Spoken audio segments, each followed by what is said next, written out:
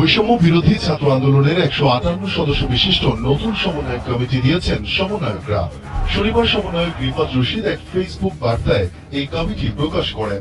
কমিটিতে সমন্বয়ক এবং সহ সমন্বয়ক মিলিয়ে 158 জন সদস্য রাখা হয়েছে। এছাড়া সমন্বয়ক কমিটি বর্ধিত করা হবে উল্লেখ করা হয়েছে ওই বার্তায়।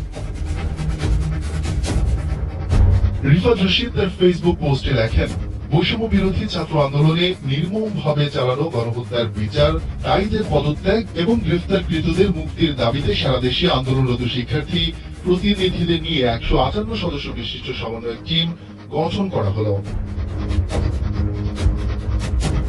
বৈষম্য বিরোধী ছাত্র আন্দোলনের প্রকাশিত কমিটিতে সমন্বয়ক রয়েছেন 49 জন, স্যান্ডেলিনাসো রূপচর্চায় আভিজাত্য, আর সহ সমন্বয়ক রয়েছেন 109 জন।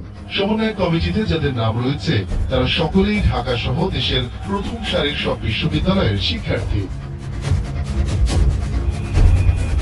নতুন এই কমিটিতে 1 নং সমন্বয়ক হিসেবে রয়েছেন নাহিদ ইসলাম, এরপর রয়েছেন সার্জিস আলম, হাসনাত আব্দুল্লাহ, আসিফ মাহমুদ, মোহাম্মদ মাহিন সরকার ও আব্দুল কাদেরের নাম। এরপর পর্যায়ক্রমে রয়েছে অন্যান্য সমন্বয়কদের নাম।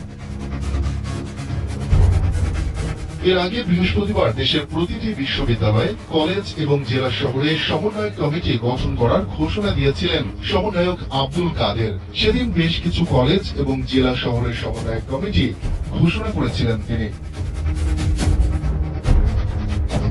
ফেসবুক পোস্টে তিনি লিখেছিলেন, সাংগঠনিক শক্তি বৃদ্ধির লক্ষ্যে সারা দেশের প্রতিটি বিশ্ববিদ্যালয়, কলেজ এবং জেলা শহরে সমন্বয় টিম গঠন করার লক্ষ্যে আমরা কাজ করে যাচ্ছি।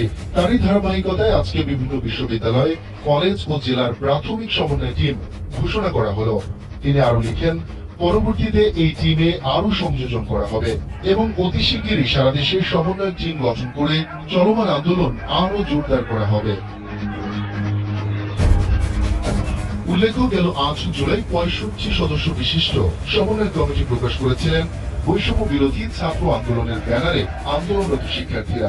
সরকারি চাকরিতে কোটা বাতিলের দাবিতে আন্দোলন সমন্বয়ের উদ্দেশ্যেই সেই কমিটি দেয়া হয়েছিল।